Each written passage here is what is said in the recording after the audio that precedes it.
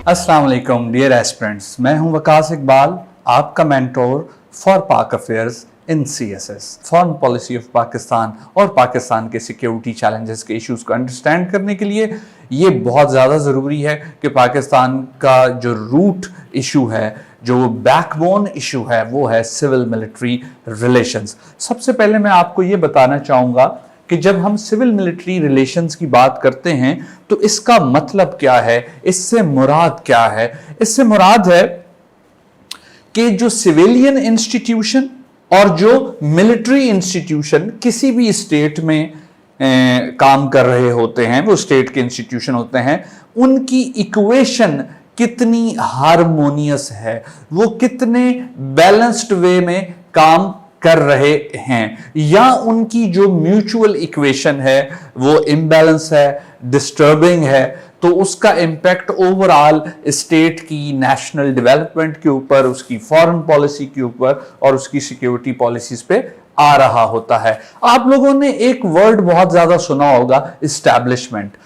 Establishment word यह term बहुत ज़्यादा इस्तेमाल की जाती है प्रैक्टिकल पॉलिटिक्स के अंदर या हिस्टोरिकल पर्सपेक्टिव में पाकिस्तान में सिविल और मिलिट्री की रिलेशनशिप को समझाने या बताने के लिए। लेकिन एस्टैब्लिशमेंट है क्या? पहली बात मैं आप लोगों को एक वाजे कर दूं, जिस तरह पाकिस्तान एक स्टेट है, इसी तरह से जो है पूरी दुनिया में जो स्टेट्स हैं वहां पर भी सिविल मिलिट्री इंस्टीट्यूशंस एग्जिस्ट करते हैं और उनके दरमियान रिलेशनशिप का, वर्किंग रिलेशनशिप का इक्वेशन बैलेंस्ड भी होता है, समटाइम्स इम्बैलेंस्ड भी होता है। तो पाकिस्तान इज नो एक्सेप्शन। अब इसमें ये भी जानना जरूरी है आप लोगों के लिए कि एस्टैब्लिशमेंट जब हम कहते हैं तो ये वेरी करता है स्टेट टू स्टेट। वैसे अगर मैं एक मैं जनरल वे में एस्टैब्लिशमेंट को डिफाइन करूं तो सिविल और military institutions of A state जो कि नॉन इलेक्टेड होते हैं और परमानेंट बेस पे स्टेट को रिप्रेजेंट कर रहे होते हैं, उसको आप एस्टैब्लिशमेंट कह सकते हैं। क्योंकि स्टेट की जो पावर होती है, जिसको कि national power of A state कहते हैं, उसके ये मेजर स्टेक होल्डर्स होते हैं। In case of Pakistan, the state of Pakistan, military एक डोमिनेटिंग इंस्टीट्यूशन रहा है। उसकी जो रीजंस हैं, जो काजेज हैं, वो मैं अभी बयान जरूर करूंगा। तो मिलिट्री के डोमिनेटिंग इंस्टीट्यूशन होने की वजह से पाकिस्तान का जो नेशनल पावर स्ट्रक्चर है उसमें इसके स्टेक्स हाई रहे हैं। उसमें कुछ हमारी जियोपॉलिटिकल कंडीशंस ऐसी हैं, उसमें कुछ हमारे जियो स्ट्रेटेजिक इश्यूज ऐसे हैं और इंटरनल सिक्योरिटी चैलेंजेस हैं। और फिर अब तो दौर बदल गया है, नेशनल सिक्योरिटी का कॉन्सेप्ट भी बदल गया है, वो हम नेक्स्ट वीडियो में डिस्कस करेंगे। लेकिन let's have a look on the civil military relations in Pakistan. तो सबसे पहले मैं आपको यह बताता चलूं कि जब हम सिविल मिलिट्री रिलेशंस की बात करते हैं तो इसका डायरेक्ट इंपैक्ट किन पॉलिसीज पे आता है। सबसे पहले इसका डायरेक्ट इंपैक्ट आता है फॉरेन पॉलिसी, खारजा पॉलिसी किसी भी रियासत की। फॉरेन पॉलिसी क्या होती है? वन लाइनर इसका ये है कि एक ऐसी पॉलिसी जो स्टेट अपने foreign relations with other states, with neighbours, with the world, great powers conduct करने के लिए जो पॉलिसी बनाती है उसको कहते हैं फॉरेन पॉलिसी।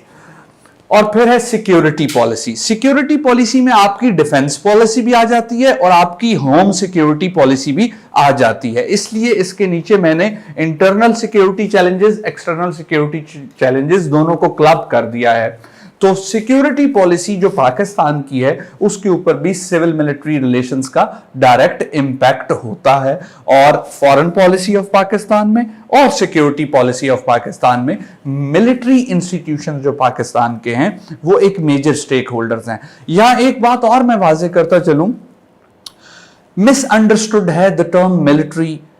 मिलिट्री का मतलब ये नहीं होता सिर्फ आर्मी। मिलिट्री के अंदर army, air force, navy as well as strategic forces. अब आप कहेंगे स्ट्रेटेजिक फोर्सेस क्या होती हैं? स्ट्रेटेजिक फोर्सेस जैसे कि हमारी स्टेट न्यूक्लियर पावर स्टेट है, we do have nuclear weapons, तो वो इंस्टीट्यूशन जो मिसाइल्स के साथ, जो हमारी स्ट्रेटेजिक पॉलिसीज के साथ डील करते हैं, that is also part of हमारा जो न्यूक्लियर डॉक्ट्राइन है, that is also part of our military. तो आपने नाम सुना होगा एसपीडी, स्ट्रेटेजिक प्लानिंग डिवीजन। तो strategic planning division is very much part of the military. तो military is a very comprehensive term.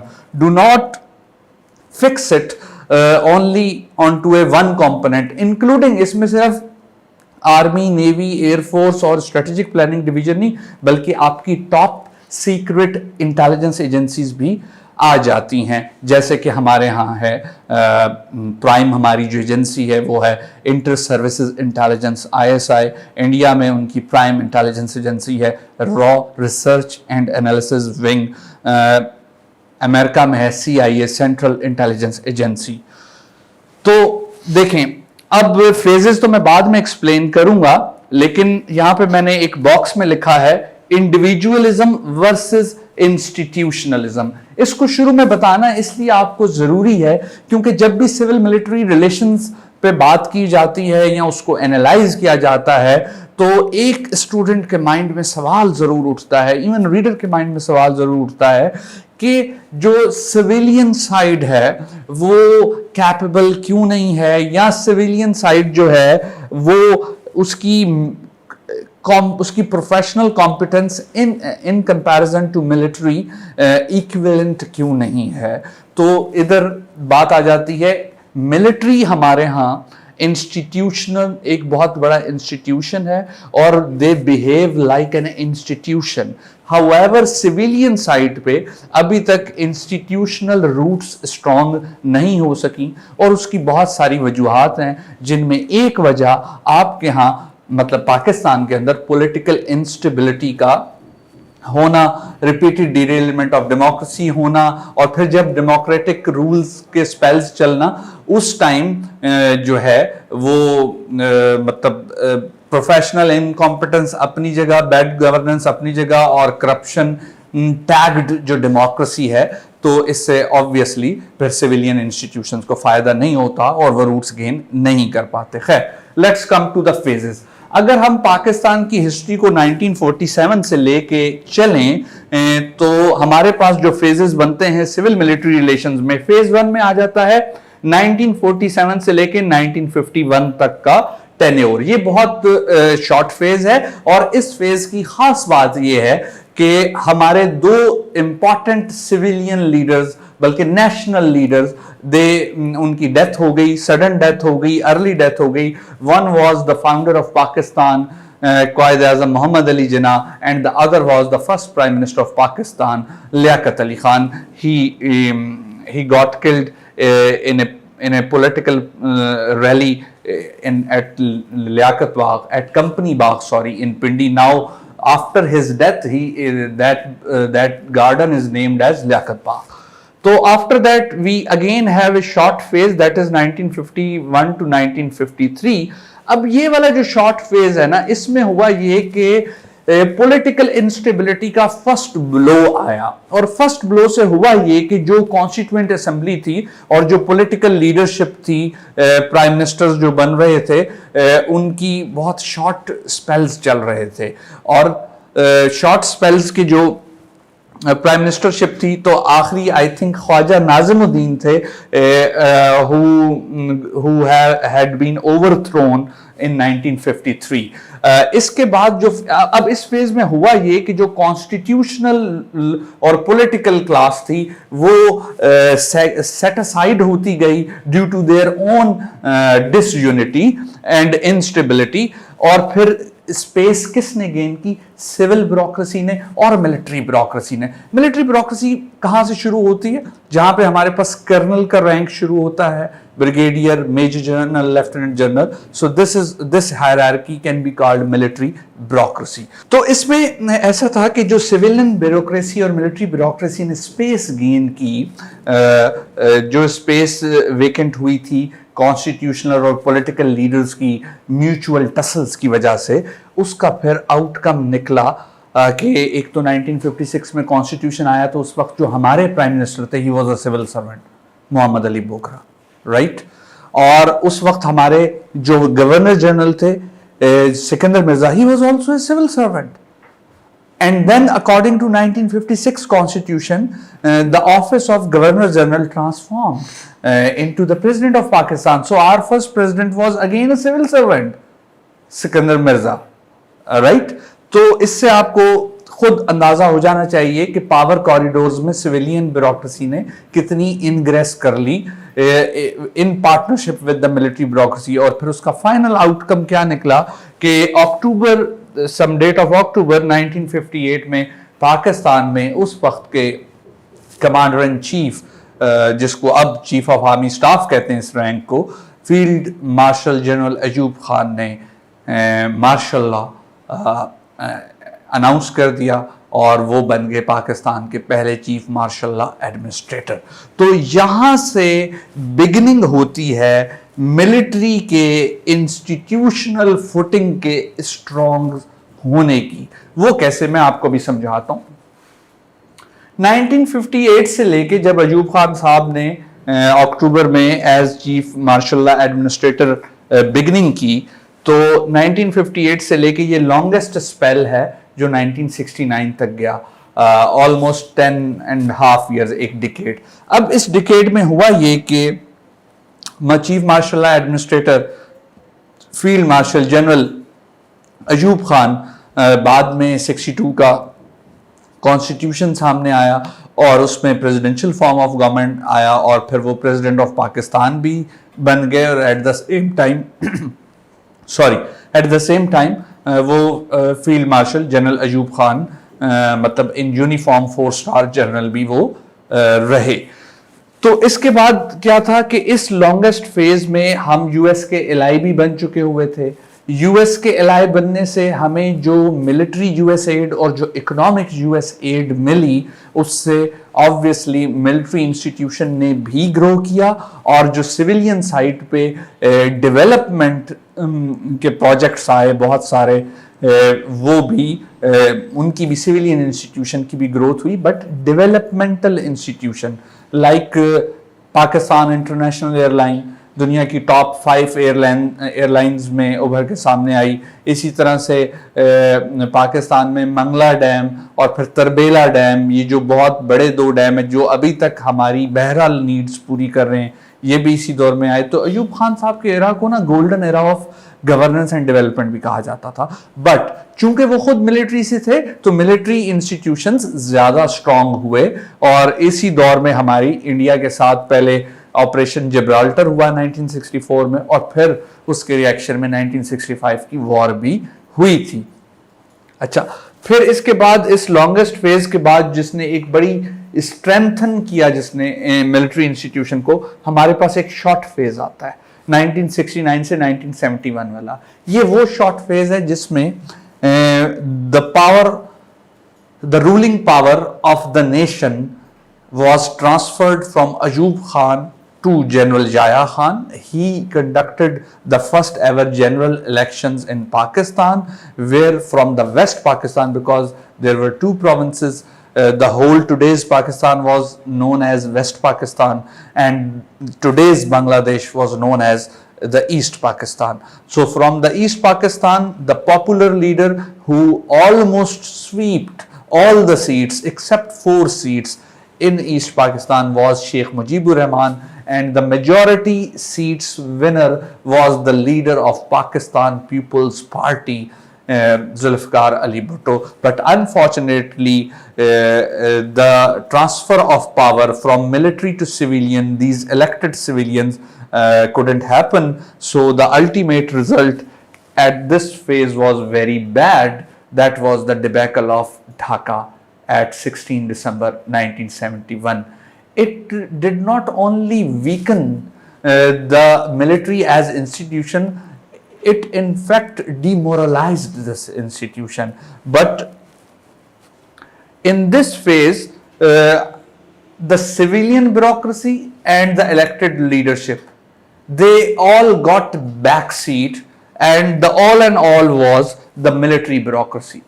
So after that phase 6 comes. इसमें क्या होता है, 72-77 का 5 years का फेज है. Charisma of leadership, Zulfikar Ali Bhutto. आपका उनकी पॉलिटिक्स से इख्तिलाफ हो सकता है, but he was a very eloquent, very energetic, very populist and charismatic leader, इसमें कोई डाउट नहीं है। तो ये वो पहला फेज था जो सिविलियन सुप्रीमेसी का फेज हम कह सकते हैं। But the policies of Zulfikar Ali Bhutto as prime minister somehow created political instability again in Pakistan, and this political instability led Pakistan towards another military coup. जुलाई 77 में जनरल ज़ियाउल हक जो है चीफ ऑफ आर्मी स्टाफ थे, एंड उन्होंने मिलिट्री कू किया, और फिर यहां से एक और लॉन्गेस्ट स्पेल शुरू होता है, जैसे अयूब खान वाला ये स्पेल था ना 1958 से 69, इसके बाद फिर सबसे जो लॉन्गेस्ट स्पेल है 10 इयर्स का, वो जनरल ज़ियाउल हक का है। अब ये वाला यहां से जो ट्रेंड सेट हुआ मिलिट्री इंस्टीट्यूशंस के, ना सिर्फ स्ट्रेंथ होने का, स्ट्रेंथ तो उन्हें अयूब खान वाले दौर में मिल चुकी थी, अब ये था ingress means they have gained too much space in civilian affairs, and they have gained General Zia ingressed too much into the political sphere, into the political parties except Pakistan People's Party in Pakistan। तो उसके बाद हुआ ये कि जब general Ziaul हक का 10 years का टेन्योर खत्म हुआ, तो काफी अरसे तक जितने इलेक्शंस मतलब 2013 तक जितने भी जनरल इलेक्शंस पाकिस्तान में हुए, वो फिर या एंटी पीपल्स पार्टी थे या प्रो पीपल्स पार्टी थे, because apart from Pakistan Peoples Party जितनी भी पॉलिटिकल पार्टीज थी पाकिस्तान के अंदर, उनको ज़ियाउल हक का जो ये टेन्योर था जनरल ज़ियाउल हक का, उसमें वो बहुत ज़्यादा इन्फ्लुएंस्ड बाय जनरल ज़ियाउल हक एंड हिज पॉलिसीज हुई, और फिर वहाँ से ये जो 10% कोटा है मिलिट्री ऑफिसर्स का सिविल सर्विस के अंदर, CSS के अंदर, और इनके ऑफिसर्स जो हैं वो foreign service of Pakistan, Pakistan administrative service and police service of Pakistan में जाते हैं। ये कोटा भी इंट्रोड्यूस हुआ था जनरल ज़ियाउल हक के दौर में। लेकिन इससे पहले एक बहुत बड़ा जो सेटबैक माना जाता है हिस्टोरियंस की तरफ से, एनालिस्ट की तरफ से, वो सेटबैक जो है वो है जब कि सिविल सर्विस के अंदर कोटा सिस्टम जुल्फिकार अली भुट्टो साहब के दौर में इंट्रोड्यूस किया गया। अब जो क्रिटिक्स हैं कोटा सिस्टम के, वो ये कहते हैं कि जो सिविल सर्वेंट्स ऑफ पाकिस्तान की जो एक क्रीम क्लास आ रही होती थी, वो कोटा सिस्टम के बाद प्रोड्यूस अनफॉर्चुनेटली नहीं हो सकी, और इसकी वजह से भी जो मिलिट्री इन्फ्लुएंस है वो बड़ा डोमिनेटिंग रहा 90s के डेकेड में। विच डेकेड? This decade. 1988 से जब ज़ियाउल हक साहब की डेथ हो गई एक प्लेन क्रैश में, और वहां से एक डेमोक्रेसी का पूरा डेकेड आता है, इसको डेमोक्रेटिक इंटरल्यूड भी कहते हैं, but it was highly politically unstable because the first government of Prime Minister Benazir Bhutto was almost